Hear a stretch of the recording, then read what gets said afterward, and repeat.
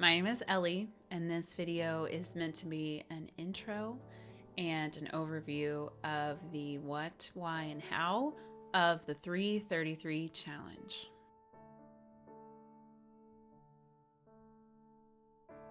This challenge is something that came to me, I guess you could say, in a vision or a dream, or that I channeled it. I don't really know.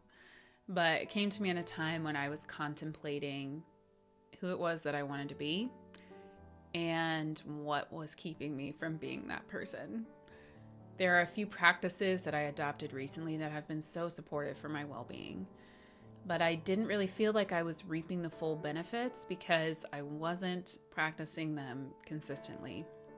I guess just feeling like I wasn't able to do it with kids, or if my schedule was different, or if it was the weekend. I was just letting a lot of things kind of get in my way. And it really brought me to this question: what would happen if I had a period of time where I committed to consistently doing the things that I know are good for me and make me feel better? That started unlocking a lot of ideas about goals and goal setting in the future, and why we set so much value on having some thing out there that we're trying to get to. Anytime we set goals, they always say, begin with the end in mind, decide where you want to go, and then break it down and take the steps that you need in order to get there, which is great advice.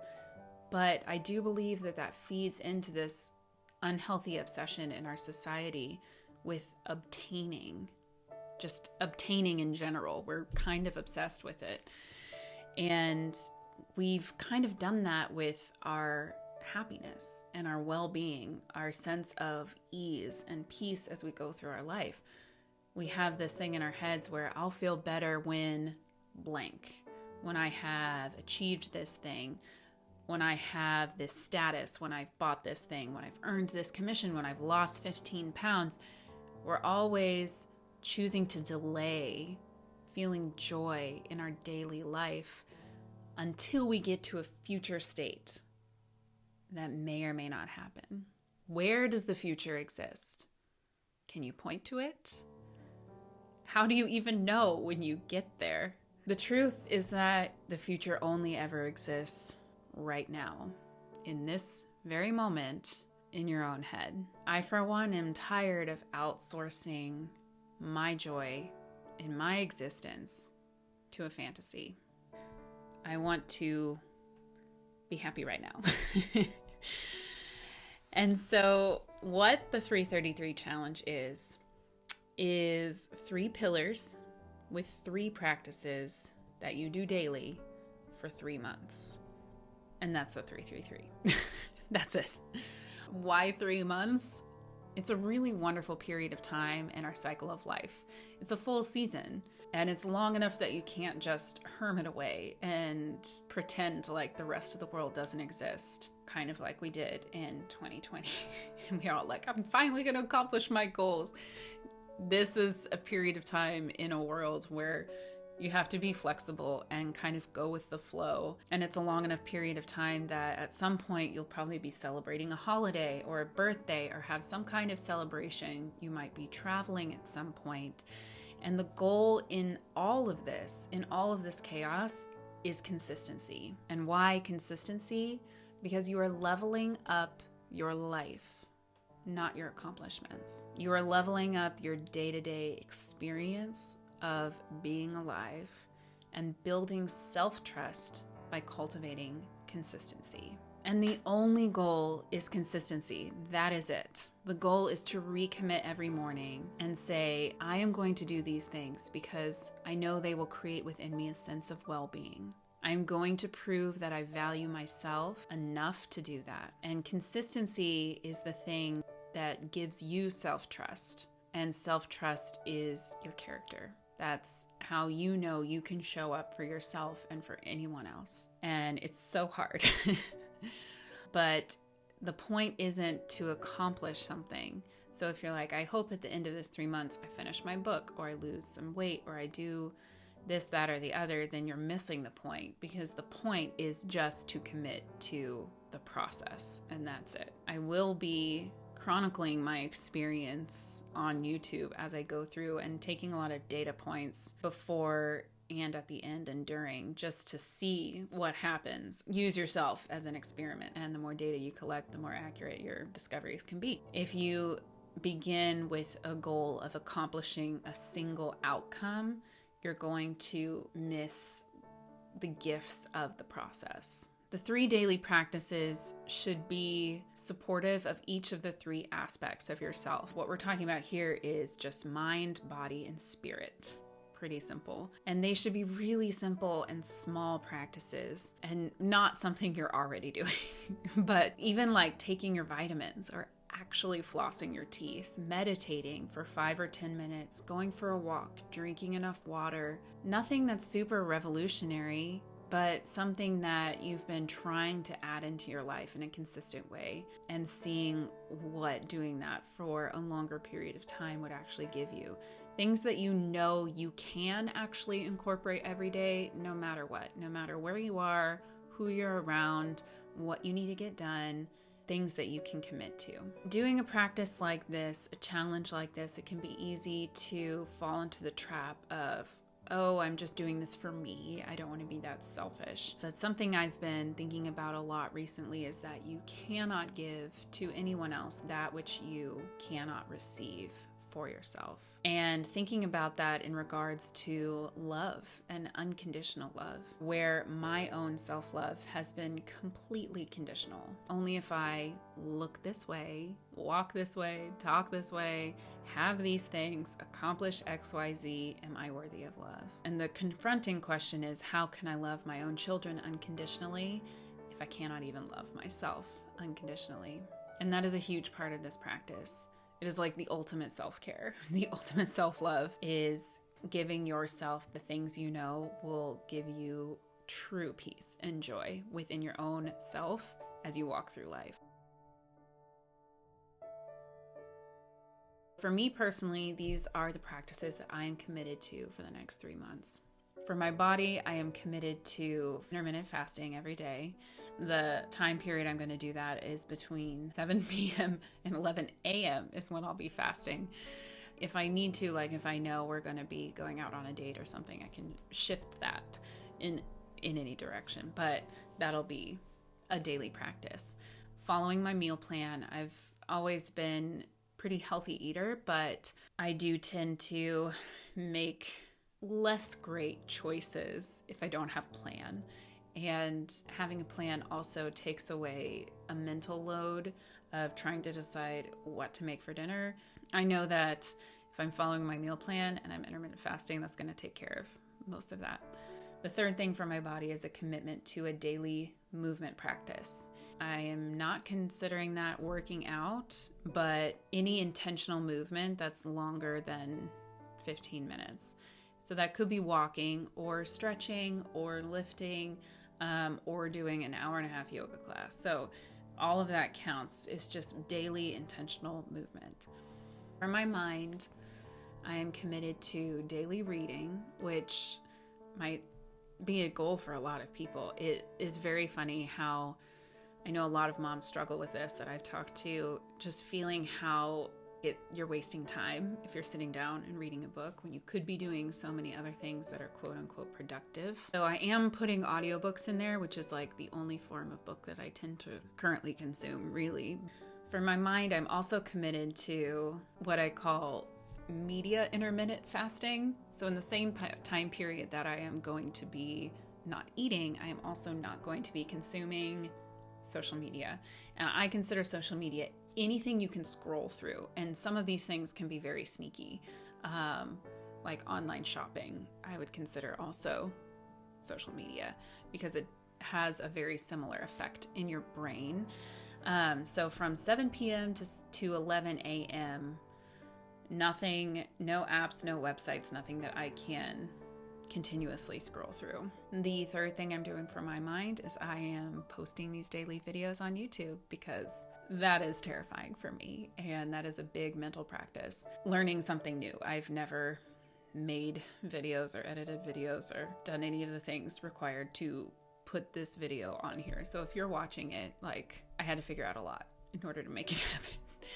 Learning new things is very good for your mind. So that is a great daily practice for me. I am committed to doing my daily morning pages from the Artist Way, and not just doing the morning pages every day, but actually going through the entire program. I've never actually read the whole book, so I'm going to be going through that as well. And I believe that the whole program is 12 weeks, so that works out really well to go with this 3-month practice. The second thing for my spirit that I'm committed to is a daily relationship practice. This comes from a program called Getting the Love You Want.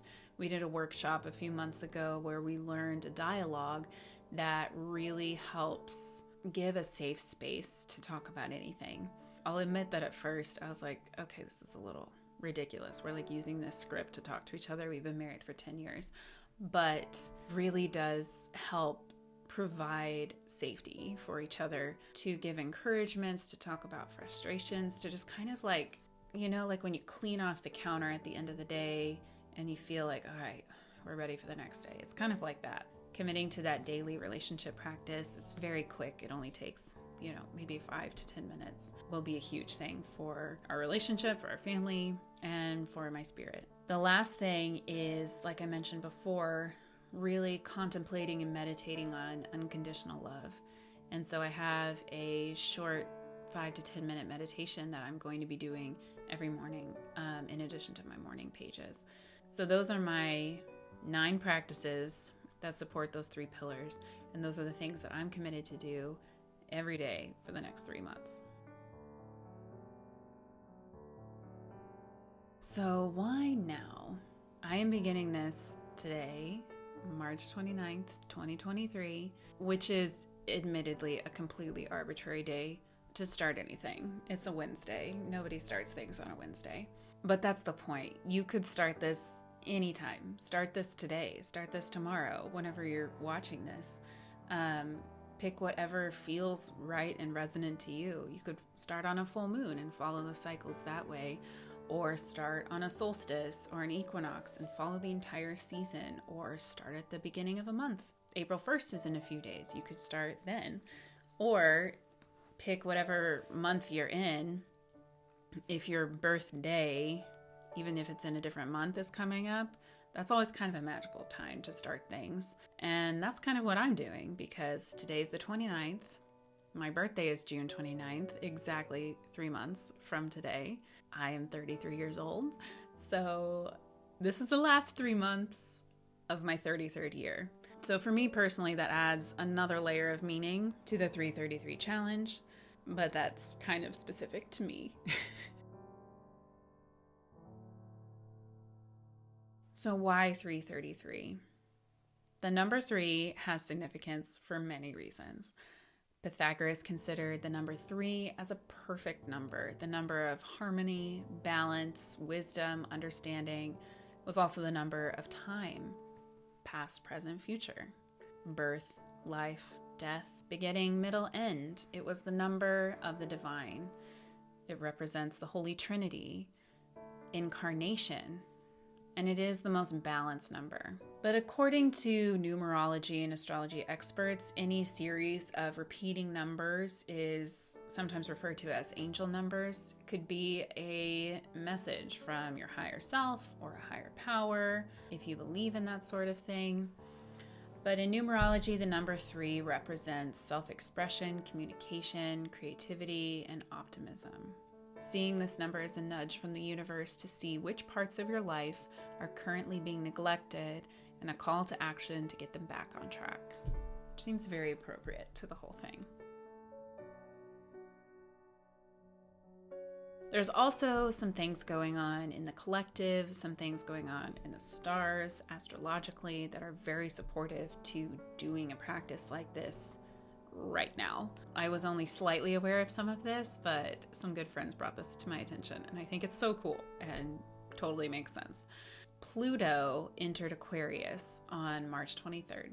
According to ChannyNicholas.com, Pluto is the planet associated with wealth, power, secrets, mystery, death, and underworld journeys. And it'll carry all of those themes into the realm of information technology, data, science, systems of power. The last time Pluto passed through Aquarius was from 1777 to 1797. This period witnessed both the French and American revolutions, and it transforms our understanding of power in the collective. Seems kind of big, especially with what's going on in the world. But Pluto is a transformer. It reveals what needs to be revamped, redone, and it does this on both a personal level and a collective level. Pluto is going to linger here in Aquarius for this chunk of time, for this 3-month period, but it will come back into the sign in 2024 and stay there for the next 2 decades. So this little 3-month chunk that we're in right now is like a preview, foreshadowing some seismic shifts that are going to happen in the next 20 years. What they say is like what we do in the next 3 months will kind of set the tone for what that period is going to be. For me personally, I believe now is maybe the best time to commit to consistency and self-trust and practices that cultivate peace and harmony and balance within your own being. There's never been a better time. So if I can encourage you in one thing, it's believe that you deserve to be happy now, and not once you get whatever it is, that carrot that you've been dangling in front of yourself, to say, that's when I get to be happy, when I get that thing. Decide that you deserve to be happy now in your life today, and do the things that make you happy, that make you feel good, that create well-being in your mind and your body and your spirit. Do the things that you know will support that, because you deserve it. You deserve to be happy. You deserve to feel joy and peace.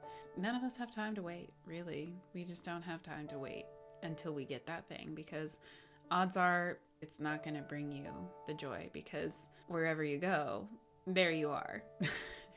And that end place is not going to miraculously create better habits for you or give you practices that make you feel supported. Whatever it is that you want, choose to give it to yourself today. So if you feel like you would like to create a challenge for yourself and join along, I would love the accountability and I would love to support you. Let me know in the comments what your pillars are, what your supportive practices look like, and what cultivating self-trust and consistency would mean for you, for your life and your relationships. I believe that the confidence that this brings is probably going to be life-changing for everybody involved. I can already tell from the amount of resistance that I have experienced just up until this point, getting this video out there and trying to start this thing. It's going to be pretty big. I wish everybody the best of luck. Let me know if you have any questions, if there's any way that I can support you, and I will see you tomorrow. Bye for now.